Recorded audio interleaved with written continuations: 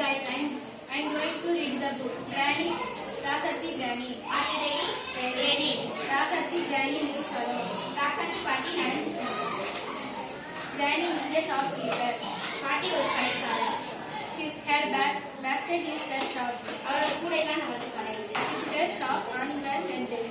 She walked to the school.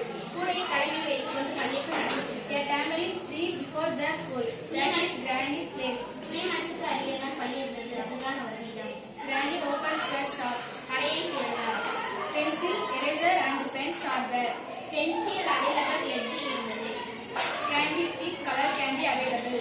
குச்சி மிட்டாய் colour குச்சி மிட்டாய் இருந்தது. Sweet candies, பேரா ரொட்டி, கல்கோனா available. சக்கரை மிட்டாய் கடலை ரொட்டி கால் கோமை இருந்தது. Granny keeps gooseberry, mango, custard apples. பாட்டி நெல்லிக்காய் சீத்தாப்பழம் கடலை மிட்டாய் இருந்தது.